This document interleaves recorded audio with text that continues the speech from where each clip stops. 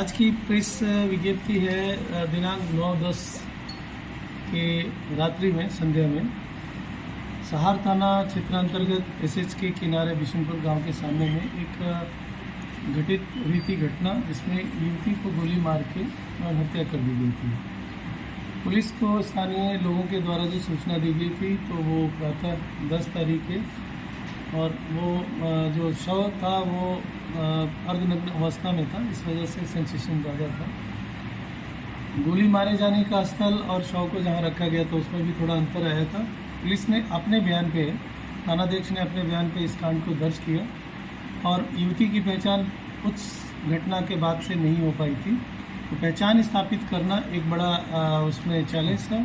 और दूसरा, घटना किस प्रकार से घटित हुई इसको भी उद्भेदित करना था, इसलिए एक टीम गठित की गई थी। महिला पुलिस ऑफिसर को इस कांड का अनुसंधानकर्ता बनाया गया था। पुलिस ने इस बीच में कार्रवाई करते हुए और बहुत ही सधे तरीके से टेक्निकल एविडेंस के आधार पर उस व्यक्ति की पहचान सुनिश्चित की और उस युवती की भी पहचान सुनिश्चित की गई। और युवती इस राज्य से बाहर की रहने वाली किसी जिले की है, जहाँ के स्थानीय पुलिस से भी हम लोगों ने संपर्क करके और उसकी पहचान को स्थापित किया। इस जिले के एक अपराधकर्मी जिनके द्वारा इस घटना को कारित किया गया, उनकी भी गिरफ्तारी सुनिश्चित की गई और उनके द्वारा पुलिस के समक्ष अपने स्वीकारोक्ति बयान को जो बताया गया उसको टेक्निकल बेसिस पर भी पूरी तरह से सत्यापित किया गया घटनास्थल को, और जिस तरह से क्राइम सीन वहाँ हुआ उसको रिकंस्ट्रक्ट किया गया एक तरह से कि जिस प्रकार से घटनाक्रम हुआ है। तो उस अभियुक्त ने कुल मिला के ये बताया कि इस युवती से अपने बड़े भाई के एक शादी के कार्यक्रम में इनको इनवाइट किया था उस जगह कार्यक्रम करने के लिए, और उसी समय से इससे संपर्क स्थापित हुआ। युवती का संपर्क इस राज्य के बाहर के भी लोगों से है, जहाँ पे यूट्यूब पे अपने गाने को और नाच को अपलोड करके और उस पर अपना ये प्रसार प्रचार करती थी। इसी क्रम में इस युवक से भी इनकी नज़दीकियाँ बढ़ी और कालांतर में इसी जगह पे युवक के घर पे आके 1-2 बार भी, जो अभी तक के इन्वेस्टिगेशन में है, कि वो युवती गई भी है और कुछ विवाद बढ़ा और पारिवारिक परेशानी बढ़ी और इनकी व्यक्तिगत परेशानी बढ़ी। इसके कारण से बड़े ही सधे और योजनाबद्ध तरीके से टेम्पो से घटनास्थल के आसपास पहुंच के और फिर किसी बहाने से उस जगह पर ले जाया गया। और घटना की रात्रि में ट्रैक्टर चल रहा था, इसलिए उस आवाज़ में 3 गोलियां मारी गई थी।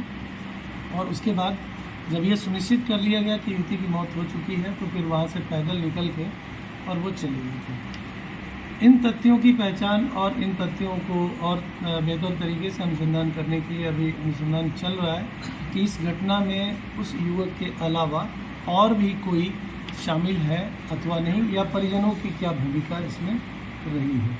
तो इस पूरे टीम के द्वारा जो कार्य किया गया है ये काफ़ी संगठित तौर पे किया गया था, प्रोफेशनल तरीके से किया गया। इसमें डीआईयू जो विशेष इकाई है वो, थानाध्यक्ष और अनुमंडल पुलिस पदाधिकारी और जो महिला इसमें अनुसंधानक है, उन सभी की भूमिका अच्छी रही है। सर, क्यों आरोप है कि उसे ब्लैकमेल किया जाता था? देखिए, ये एक तरफा बोला। अब जिसने ब्लैकमेल किया या उनका कहना है कि वो मुझे ब्लैकमेल कर रही, तो ये अनुसंधान का विषय है कि युवती के द्वारा ऐसा ब्लैकमेल करने का कोई साक्ष्य रखा गया तो वो प्रस्तुत कर सकते हैं। भी आपराधिक प्रवृत्ति का रहा है? अभी तक हम लोगों के पास कोई ऐसा कोई आपराधिक इतिहास नहीं आया है, लेकिन हम लोग अपनी पहचान। गिरफ्तारी कहाँ से हुई है सर? गिरफ्तारी इसी जिले से हुई। कौन सी जगह से? दुबौली गाँव से?